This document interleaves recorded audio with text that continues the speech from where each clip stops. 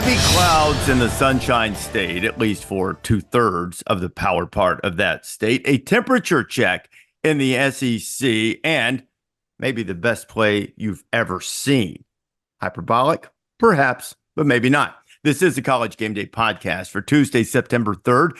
Rece Davis back here along with Ryan McGee. Pete Thamel is on assignment, breaking stories, writing 2,500-word pieces on coaches who then follow that piece by emerging victorious at the Doak. A Bill O'Brien piece that Pete did after or prior to the victory for Boston College over Florida State last night. Ryan, as we sit here on Tuesday morning, and by the way, great to be with you as always. Thanks for jumping in here. Yeah. As you watched that game last night, Florida State and Boston College, on the heels of what we saw in Dublin from Florida State against Georgia Tech, there are a couple of things that come to mind. One, and this is not to pick on Thamel at all, because it's not like Thamel was giving his talent evaluation. He was relaying what had been told to him by numerous scouts. This Florida State defensive line might be the best defensive line in the country. Probably has more high draftable players than any other defensive line in the country. I went to Florida State practice in Dublin and looked out at the Seminoles roster, particularly on the lines of scrimmage, and thought, man, that's a good-looking team. Now, full confessional time. I also went to Florida State practice. And then when they came out, I was like, oh, yeah, that's what it's supposed to look like. And there was great energy, and it was a great practice. Nick Saban walked out of Florida State practice in Dublin and said, that's what it's supposed to look like in terms of personnel and the way personnel are supposed to look. And then they go against the Yellow Jackets, and they get cut up in the middle of the field, center of the line of scrimmage, Jamal Haynes King, all of those guys right up the middle. Then last night, same thing. Both teams averaged 5 yards per carry. I haven't looked at the metrics about inside the tackles yet, but you don't need the metrics to know that quarterback draw, counter plays, things right up the gut, and then suck them in, hit them on the wheel route with, as Bill O'Brien did brilliantly last night. But all set up by the fact that they're getting dominated in the middle of the field where they're supposed to be strong. And this 0-2 start for Florida State, 28-13 loss to Boston College last night, suggests to me it's not personnel, it's not physical, it's a malaise that's still hanging over the program after the disappointing end last year. Is that a fair assessment in your judgment? No, they look super flat. And they look disinterested. That's the part of it that, like, at least in the Georgia Tech game, and you were there, and you know this. It's easier to get a feel for it when you're on the sideline in the building, all those things. Didn't feel like they were disinterested, but on Monday night, it's like they didn't want to be there. Like, that's the part. I felt like the offense was grinding, like desperately. DJU is desperately trying to get them into the football game. And it just, on the defensive side of the ball, it just kind of didn't. There was no sense of urgency. And so, where's the disconnect? Because with the greatest respect to you, if you tell me that Florida State defensive line is what it's supposed to be and that's the dream, that's one thing. When Nick Saban says it, sure. Right? I mean, so where's the disconnect between the ultimate talent evaluators to stand there and say, I want that group right there. Give me that group right there. And then that group I watched on Monday night, I mean, they're not going to be able to stop anyone. And so now the word is out. And you know this, like I know this. Bill O'Brien can coach football. And he knew what he was walking into, just like Georgia Tech saw something. And now the word's out. Drago bleeds. And so it's going to be like this for them until you prove they can stop it. But I'm stunned. Like, I am too. I really am. And we'll get into it in a little bit. I was at Florida, and I could kind of feel that coming. But with Florida State, I just didn't. And I thought, all right, you know what? Long trip. We talked about it on the podcast. All the FSU staffers told me before you all went to Ireland, this is a pain in the butt. We're really working to make sure everybody's going to be okay because this is weird and the travel's tough and all those things. But that's not the excuse on Monday night. I just don't. I'm totally flabbergasted. You know, I'm not trying to make excuses for Florida State, and before I say this, I probably should have double checked and make sure that they didn't change their plans. But the plan in Dublin, and it's not as if they were taking Georgia Tech for granted. I don't want that misunderstood. This is not the case. Um, Florida State had planned to stay, and I think, in fact, did stay a day after just to let the guys experience Ireland, Dublin a little bit for a day. Had a couple of choices of what they could do with their time the day after. And it wasn't, again, because I know people take little clips of podcasts and tweets and things like that and run with it. This was not them taking things for granted. This was based in one thing. They didn't play until Monday night. They had an extra day. And perhaps for some of the guys, it was a once in a lifetime opportunity. And because had they played Saturday, as Georgia Tech did, they would have gone straight back. But they played Monday. So they took a day, and stayed over and tried to experience what might be for some of them once in a lifetime trip to Ireland. So they stayed a day, to my knowledge. I don't think they changed anything due to the loss. And they've come back. Maybe some of that flatness is a result of when you do that and you've never done it before, no matter how much they tried to stay on the same body clock time and make sure they had the same foods that they were accustomed to when they're in Tallahassee, all of those things. Sometimes, you just don't recover the right way. Not trying to make excuses for them, trying to look for potential explanations for that, because I know Norvell can coach. I know Adam Fuller's a good coach. I mean, they've proven it. They've performed well. Their teams have performed well. But every year, sort of like the Saban thing, I guess being around Saban, I'm even picking up more on the thing. He always talks about how each play has a life and history of its own. Yeah. And each season sort of does too. And momentum is a thing that is hard to define, but it's real.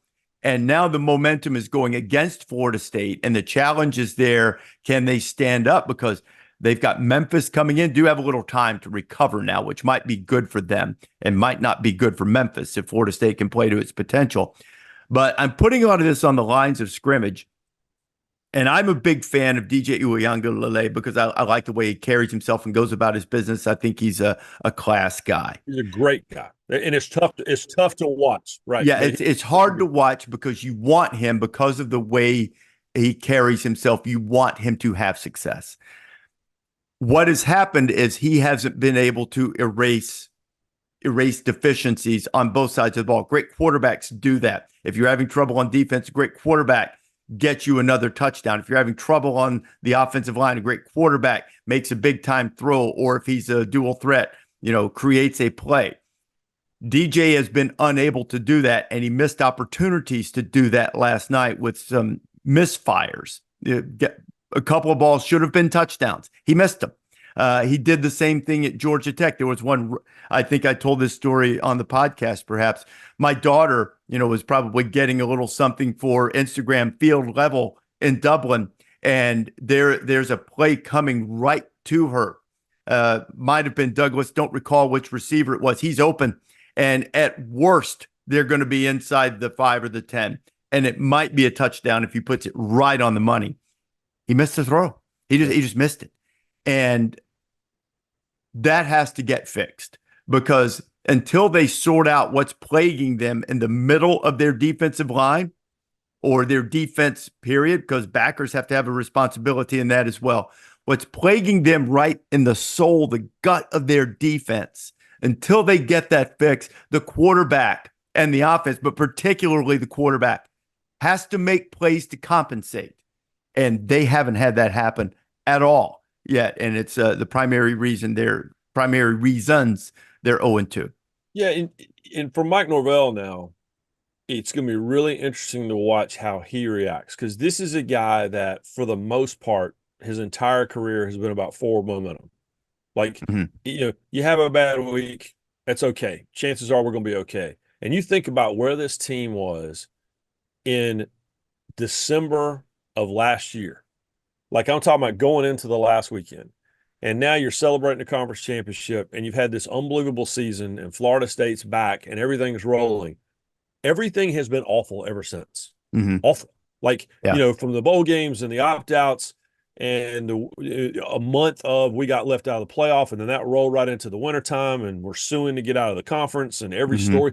Like I followed Mike Norvell around at ACC Media Days here in Charlotte, where I live, 6-7 weeks ago, and wasn't a single football question. I mean, Yeah. there was a little bit of DJU questions because of the Clemson writers that were there. The rest of it was, how do you deal with all this other stuff? But we all asked that with the assumption that they'd be 2-0 right now, right? Mm-hmm. And now they're not. And it's an ugly 0-2. And so how do you handle that as Norvell? Because it's like your golf swing, right? When it's going great, my problem is I don't know what I'm doing. Like I know it's going great, and I'm just hanging on for dear life. When it goes away, I don't have the ability to bring it back. And so Mm-hmm. does Mike, I believe he can, but we're going to learn a lot about him. I think we learned a lot about him on Monday night, and it wasn't good. And so I'm curious to see going forward what he does, because now all the outside noise that you have prided yourself on, that doesn't really affect what we're doing. Now it's everything that you're doing now, because Yeah. now it's not just about legal battles and just about what happened in December and January and all these things. Now it's about all of that plus what's happening now. So I couldn't, like I say, I could see the Gators issues coming. I could see that on Saturday morning.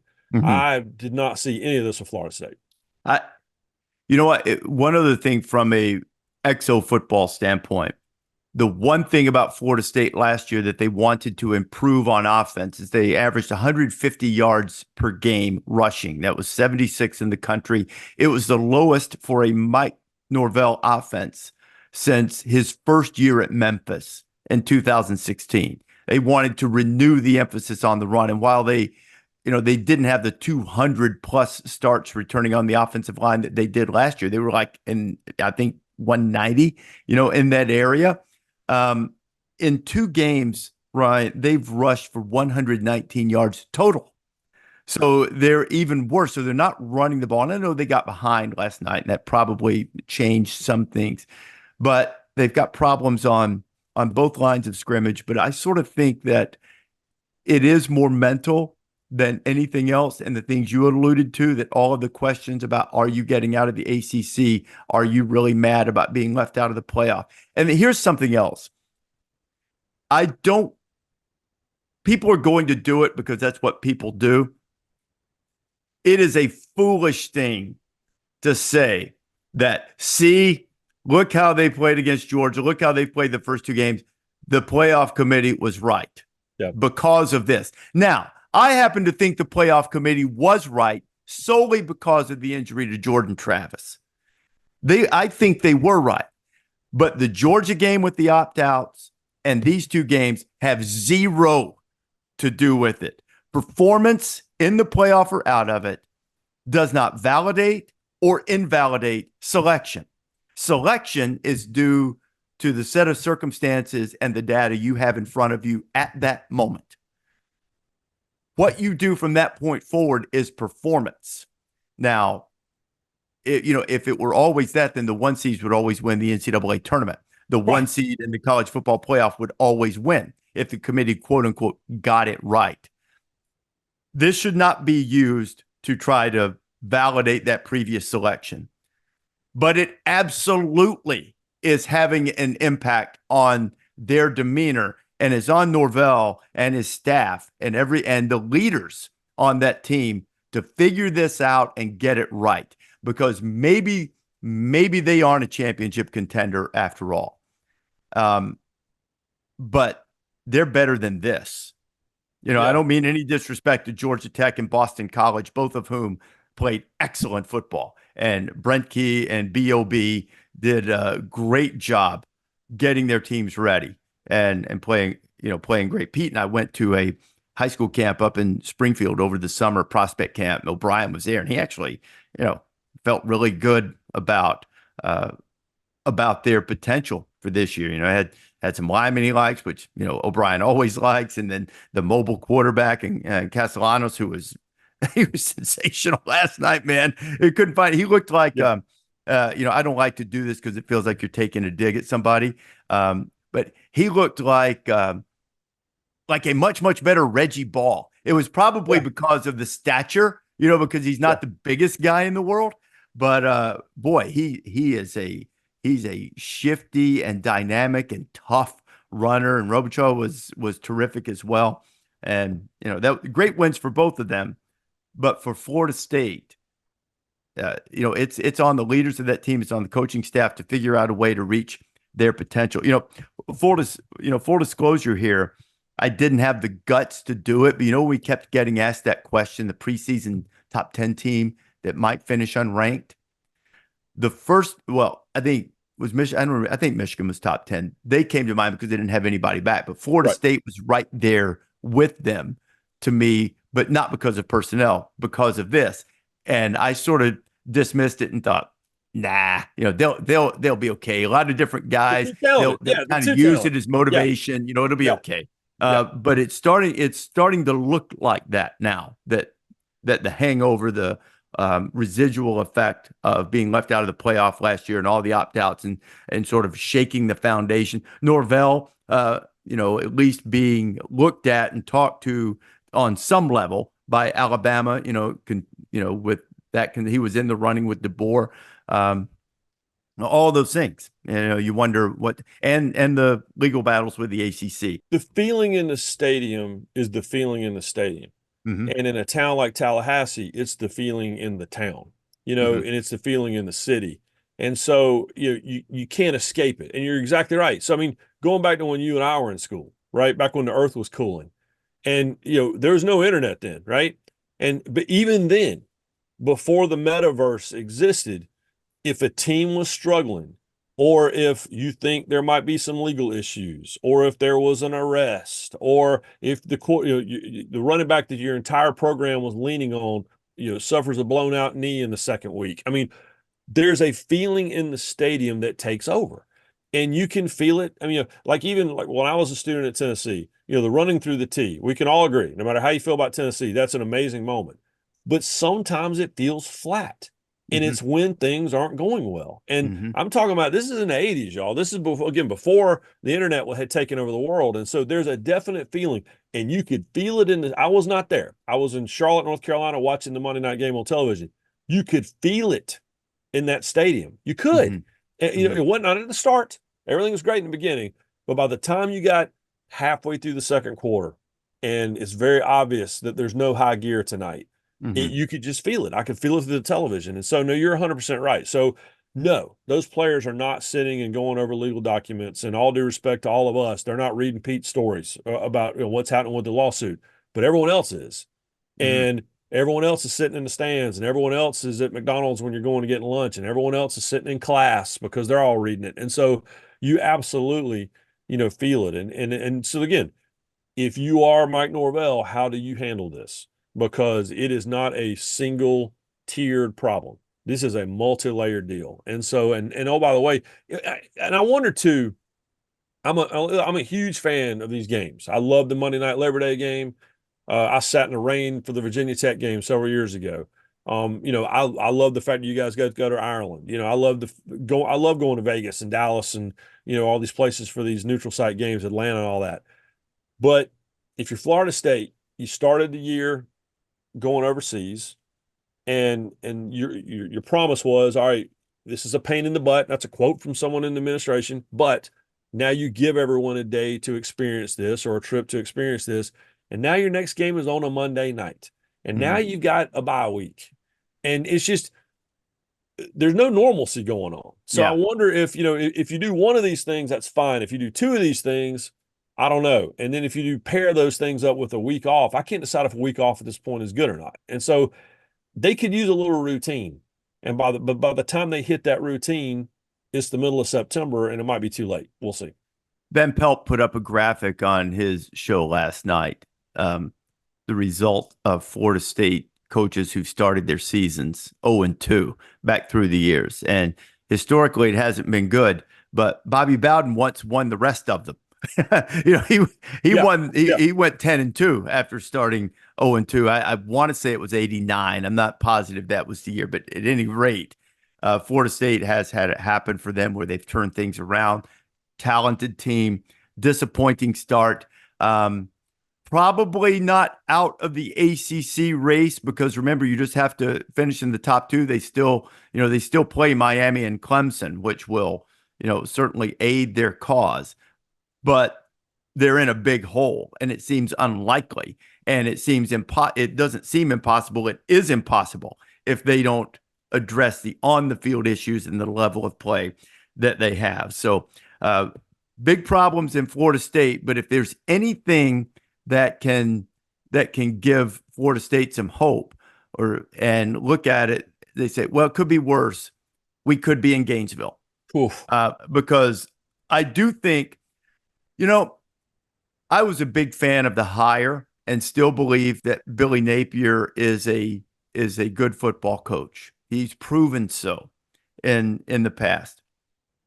But I do revert back to what Lou Holtz always used to tell me in the 10 years that I worked with him on Saturday nights. And Lou would say, if you don't get it going by the third year, you're probably not, or you're not going to get it going. Now, the caveat is that doesn't mean you're not a good coach. It doesn't mean you won't win somewhere else. And it doesn't mean in absolute terms, because nothing is 100% of the time. And it is just one game. But the way Florida looked suggests that there aren't many signs that they are going to get it going. And, in one weekend, they're at crisis stage. Yep. Because you can't turn in a performance like that.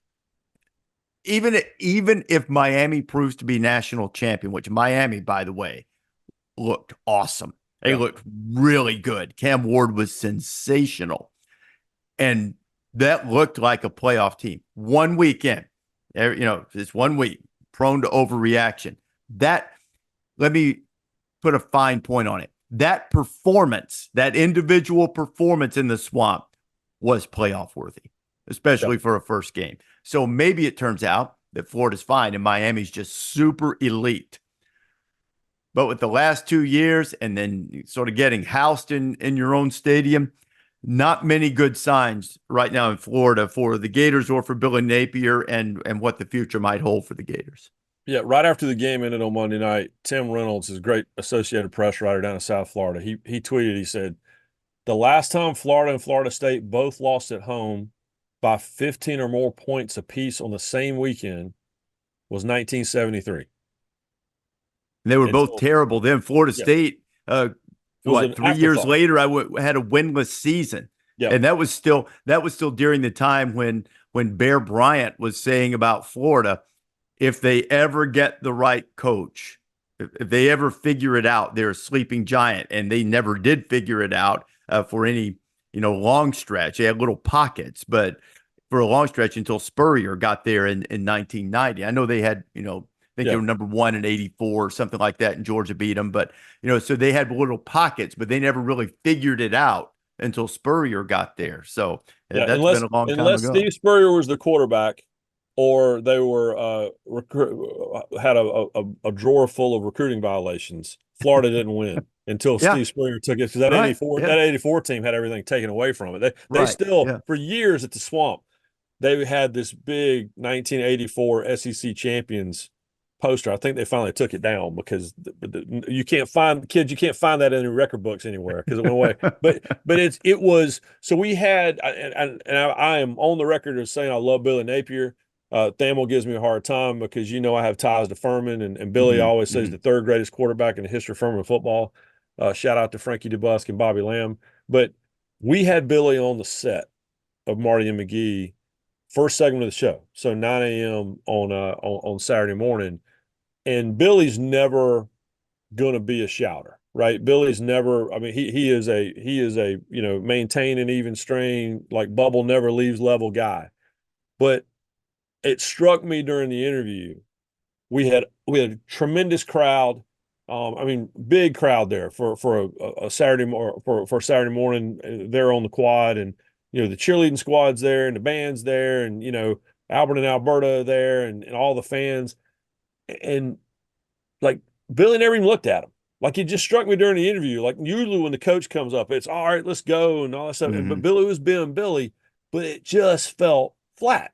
And And we're talking about the feeling in a stadium or the feeling in a city that totally transferred to the stadium. The Swamp's the Swamp, and the entrance is always going to be amazing, and Tom Petty and the whole thing.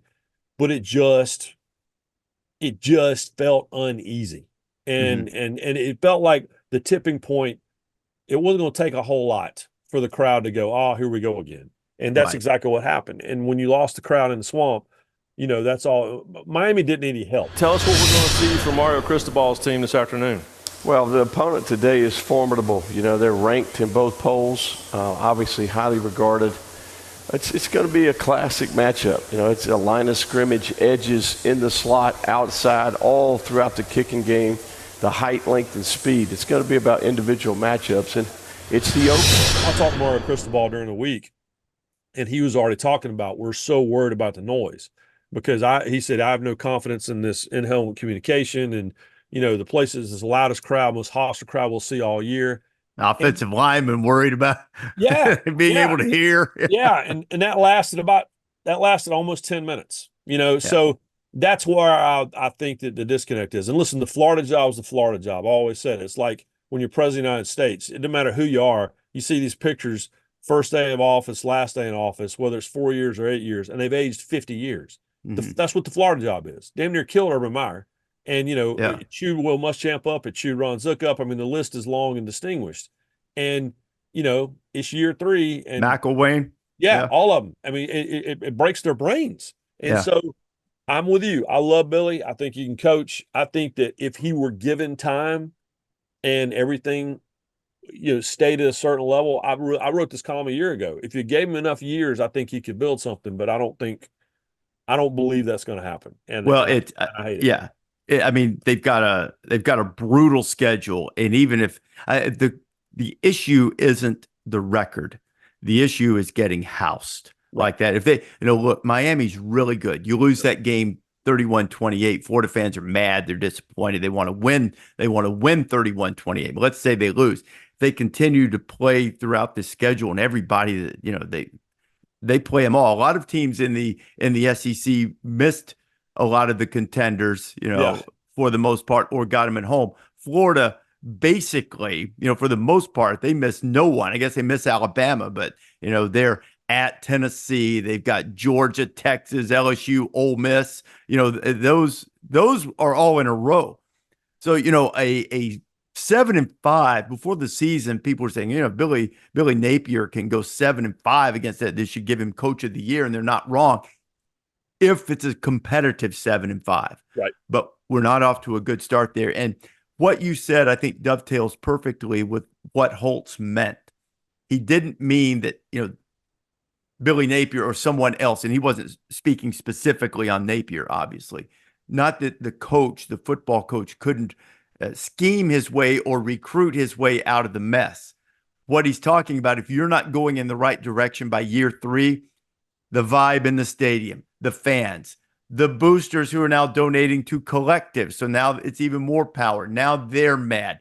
The administration's feeling a little heat. The one thing that might work in his favor is, and I don't want to go too far down this rabbit hole, but Florida's in a little flux from an administrative standpoint because their previous president had, some family issues he needed to take care of. So they have an interim president right now.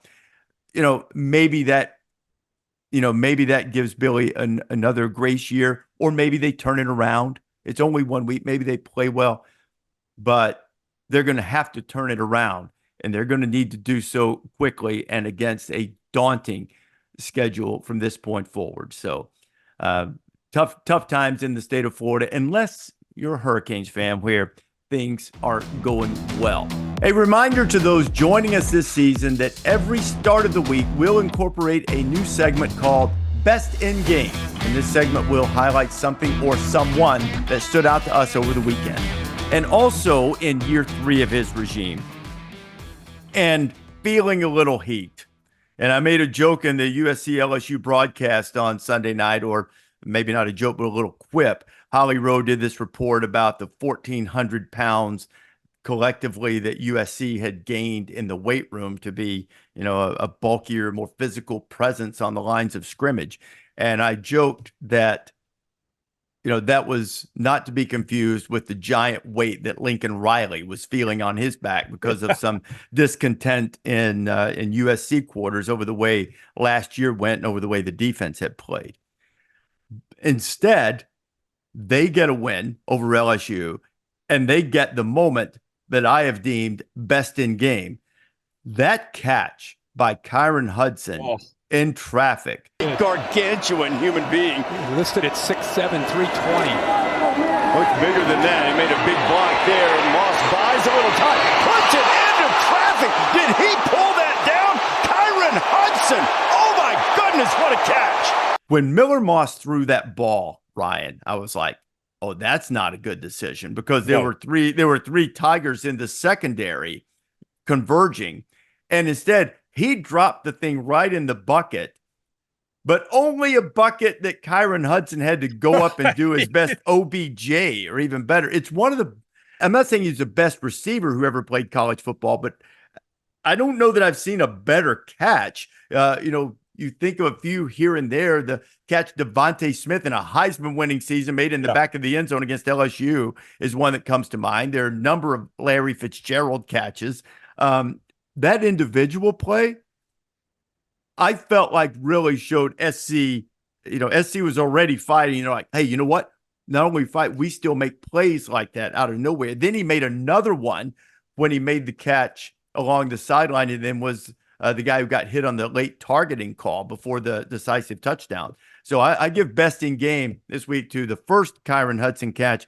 And as a great baseball philosopher said, the two balls he had knocked out of his hands, including one that would have been a touchdown. Let's just forget about that one. But no, the other two were spectacular. Herb Street and I said on the broadcast, oh, that's what he needs. He just needs to increase the degree of difficulty. You make it a difficult catch, and he's right there for it. So that's best in game. And USC made a pretty significant statement with Miller Moss's play and with the play of their defense. Well, it's just, and again, it's year 3. It's time to get on with it. There's outside noise, and at USC, it's like I said earlier, it lands a little different, in LA than it does in a Tallahassee, in a Knoxville, and give me a college town. But there are things that Lincoln Riley did over the last 18 months that looked like a guy that was over his skis. I mean, getting the student reporter thrown out of practice or whatever, like just stuff that the question I always ask is your new travel friend, Nick Saban. I always say, do you really think that Nick Saban is doing this? Like, are these the things that you think Nick Saban is spending his time on? And so when I see coaches do little things like that, it just makes me think, all right, now you're not focused on what you're supposed to be focused on. He looked pretty focused in that LSU game. And honestly, and maybe I'm just guilty of this because I'm a sports writer and I study these people like I'm, a psychiatrist, but just watching his demeanor. I mean, watching what you're talking about that swagger walking on the field and how you carry yourself. He looked like Lincoln Riley from Norman. Right? He looked like the Lincoln Riley I first interviewed as the wide receivers coach at East Carolina. Like, he looked like someone who, all right, he believes he has something. And honestly, I wonder too, I mean, we'll see as this thing goes on. They hit it pretty hard. They go to Michigan, week 4? Yeah, the 21st. Yeah, and so they're going to jump in it pretty quick. But I just I'm curious to see how they look when they get to the end of September, because part of Lincoln Riley is that swagger, right? And it was gone last year. And maybe the pressure of having Caleb Williams was a lot. Maybe there was more going on there than we knew about.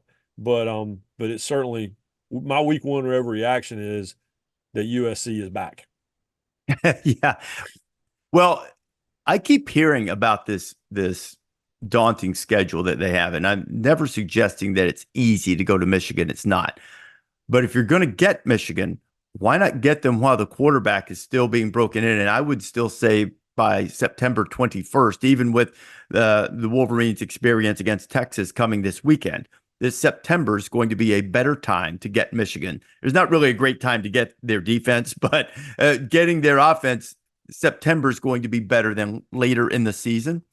And the Trojans miss Ohio State and Oregon. And Penn State, which looked great over the weekend, comes to Los Angeles. Nebraska, if Nebraska has improved and Raiola is as good as advertised and he was week 1, they come to Los Angeles. Notre Dame has to come to LA. So, I think I tend to agree with you because I don't think the schedule is terribly daunting. Not that there aren't pockets of challenge. Certainly going to Michigan will be difficult. Penn State's going to be a massive handful. That's, Penn State's elite, or certainly looked so. But, Washington is rebuilding. They go to Maryland. Those are games they can handle. Now, they're not so good that they can just roll their head out there or, let Traveler just trot out there and think they're going to stroll out with a victory. They're not that good. But they're improved. They play with more urgency and effort. Danton Lynn, their new defensive coordinator, over from UCLA, he's turned 34 years old. He and his wife just had second baby, and this guy's a star, man. This guy he's going to be a head coach either in college or the NFL in the not too distant future. And, were they the 86 Bears? Were they 2011 Alabama or 2011 LSU? No. But they were good enough. Yeah. And they were tough and they were aggressive and they played with, Danton has tenets of his defense. One of them is obnoxious communication. The other one is attack. And the one that stood out Sunday night was shocking effort. You know what? That's not different. You saw shocking effort from USC's defense the last couple of years, but it was shockingly bad. Right. Shockingly now the shocking effort is they're coming after you, man. And, they're not going to overwhelm you. They're not going to, shut you down, I don't think, and, hold you to 20 yards rushing and all of that. But they're coming after you and they're going to fight and they're going to tackle you. And that's been different. And with Lincoln Riley's swagger that you mentioned, that's probably enough, to keep them in contention. They'll also have the benefit of, as you look big picture and overreact to week 1, they'll have the benefit at least of Ohio State, Oregon guaranteed to get a loss by playing each other, and they don't have to play either one of them. Right. So that gives them at least a little wiggle room in there too to perhaps, get in the Big Ten championship game if things continue to go the way they did. Right. Right. Well, and honestly, and their travel's not bad. Like we've made such a big deal out of, and rightfully so about, I told the story before about I was on the USC campus right after the news broke. And this big guy had all his USC stuff on, and he looked at me. He goes, "What are we doing? Where's Rutgers?" And when they joined the Big Ten, but you look at the schedule, they go to Michigan, they go to Minnesota. Those are not cross country trips. But they go to Maryland, which is a cross country trip, and then everyone else comes to them. I mean, they could have driven to Vegas, yeah. And and they got UCLA at UCLA, it's in Rose Bowl. And everyone else comes to them. They go to Washington, which they're certainly used to. And so it's their travel. They don't have consecutive home games. Did you notice that? I did notice that. But the last 3 games are all in Los Angeles because as we've learned, UCLA is indeed in Los Angeles. And their last, let's see, 1, 2, 3, their last 5 games are all on the West Coast. Mm-hmm. They got Rutgers at home. They go to Washington, which they're used to. They got Nebraska at home. They go Rose Bowl, and they got Notre Dame at home. So, yeah, this sets up nicely if – you just said it – if. There's a lot of ifs, but it looked good. And then the flip side of that is how I've been dying to ask you about this. How did you feel about Brian Kelly's performance in the post-game press conference? I find Brian Kelly to be a fascinating person. Like, I like him. I did not like him the first time I interviewed him, which was years ago when he first got to Notre Dame. But then the Brian Kelly that I watched change over the years and evolve with the job, and he's very honest about he was squeezing too hard in the beginning. His players who played for him in those first years of Notre Dame don't particularly care for him. The players that have played for him in the last few years do like him. And so I like Brian Kelly a lot. But I've been dying to ask you about the fist on the table. I am angry because I don't know how many times I've been angry that I actually declared I am angry. And we're sitting here again. We're sitting here again talking about the same things, about not finishing when you have an opponent in a position to put them away. But what we're doing on the sideline is feeling like the game's over. And I'm so angry about it that I got to do something about it. I'm not doing a good enough job as a coach. Was it theater? Was it genuine? Where were you with it? A little bit of both, but I think authentic, if that makes sense. Now, I'm a BK fan. It's rare to have a friend in coaching circles. I always refer to it as I am friendly, and I count myself as being very friendly with Brian, and that has changed over the years. And some of that is because of some, candidly, because we have a mutual friend to whom both of us are very close, and that has that has facilitated, I think, some of the friendliness between Brian. I mean, someone else outside, or not totally outside of football, but tangentially connected football that both Brian and I are close to. And so that's helped some of it. So I think it's authentic, but I think there was some theatrics in the message, if that makes any sense. Yeah. Now, Brian Kelly is not afraid of his players. In this day and age where there are people who are going to try to appease their players, not him, pal. It ain't him. Not him. And so the kind of mistakes that LSU made that really helped USC, in crucial moments, some lack of execution at different times that cost LSU opportunities to score that might have changed the complexion of that game. I think he is angry, and I think he's also probably very irritated by the fact that for the third straight time in every year in his LSU tenure, they're 0-1, out of the gate. So I was not surprised by it. I wouldn't say totally bemused, but I was sort of like, okay, that's some vintage BK. And it's like the old thing when you go to the news conference afterwards, you're either talking to the media, you're talking to the fans, you're talking to your players. He was talking to his players. Yep. In that he was sending a message to the players that, ripping your helmet off in celebration before you get to the sideline by a veteran guy who's been there forever, not tolerated. The ridiculous thing, which, we found on replay that the officials flagged Kyron Lacey for after the touchdown. Yep. Not tolerated. Really, changed field position, gave USC a chance. Zachariah Branch had the big return afterwards. Not happening anymore. And I think that's what he was sending the message to. He's used to, before he was wearing purple on his shirt, where, we used to talk about, before he had that transformation that you're talking about with the players, about at what point in the game will something happen to make BK turn purple in the face? Because the blood will rush to the face and he gets angry. And, he's dialed that back and now uses it wisely most of the time. And I thought the fist pound on the table was mostly directed right at his players, and saying, I'm dropping the hammer. This is stopping. And my gut says that it will.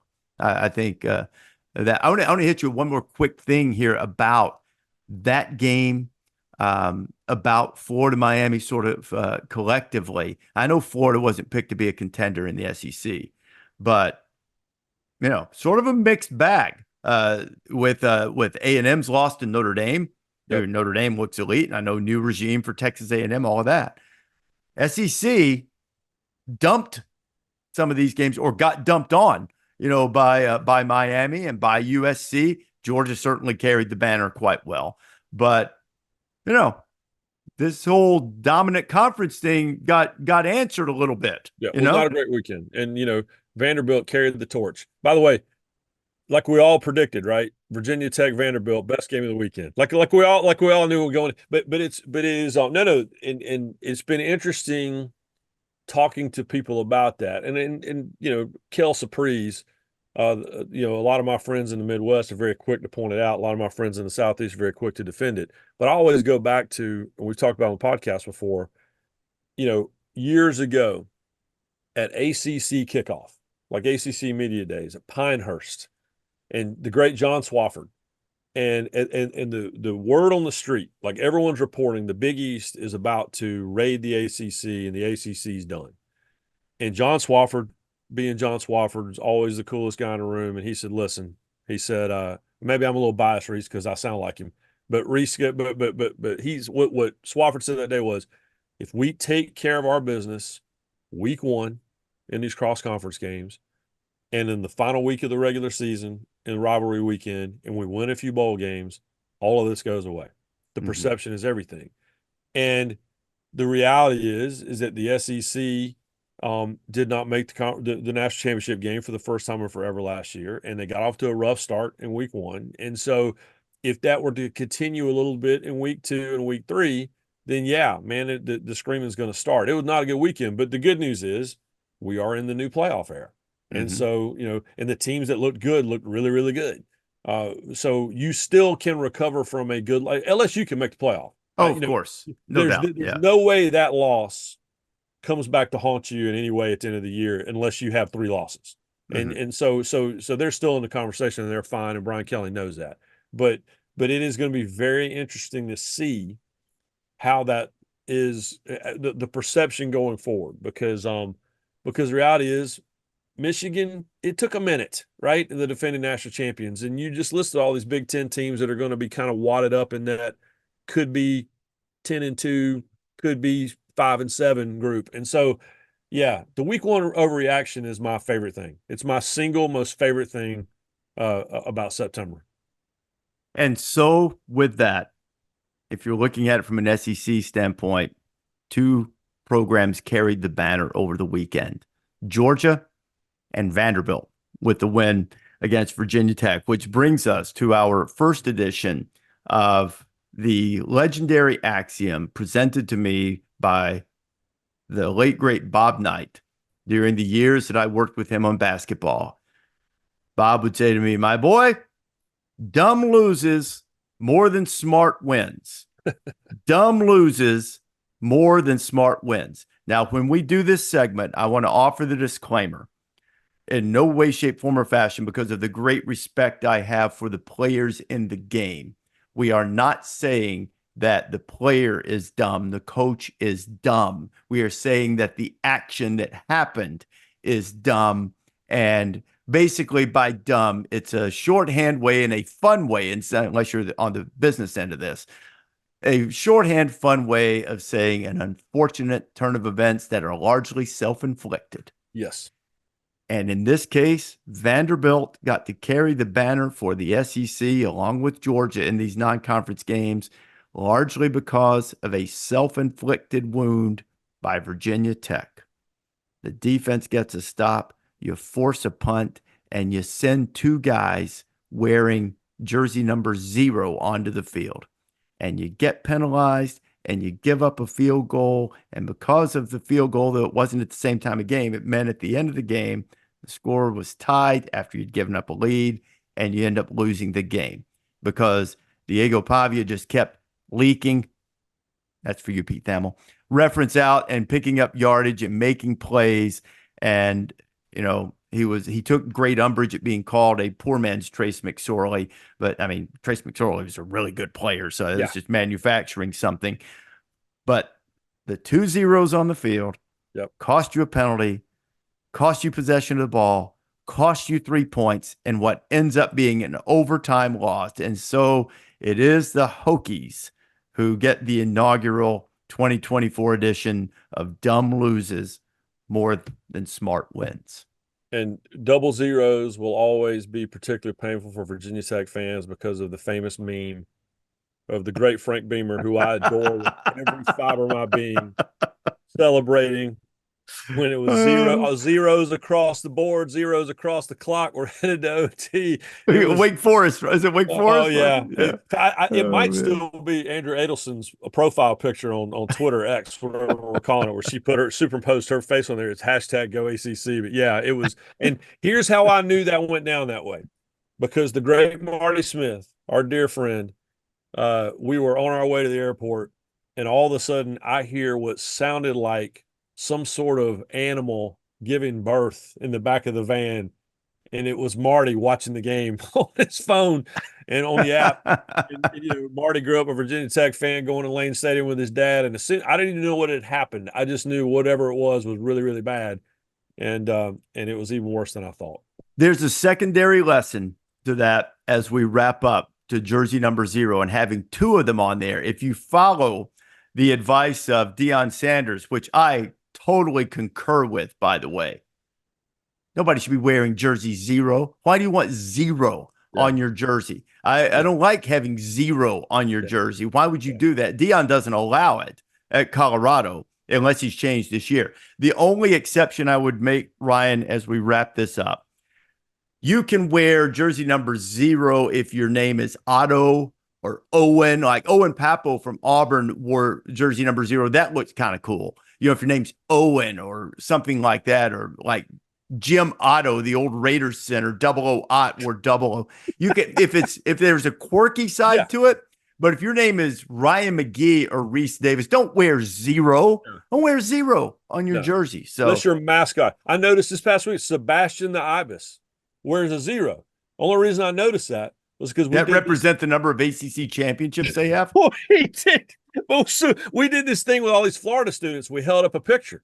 Do you know who this is? And they all said it was the Oregon Duck. And we're like, why? And when I realized that Sebastian Ibis, who's much fuller in the face than an actual ibis, has a big old green O on his jersey. Look like the Oregon O. So yes, even if you're a mascot, Deion Sanders, you don't wear a 0 on your jersey. And Deion's absolutely right about that. He's got his hands full. Lincoln, Nebraska coming up. We'll talk more about that on the College Game Day podcast later this week. Thank you for listening to this. Ryan, great to have you with us as always. Pete Thamel will be back later in the week. He's on assignment. Remember to download this podcast wherever you prefer to get your podcast, or better yet, subscribe so you don't miss a single episode of the College Game Day podcast. And all of you out there, remember, do your best not to have self-inflicted wounds, because dumb loses, the smart wins.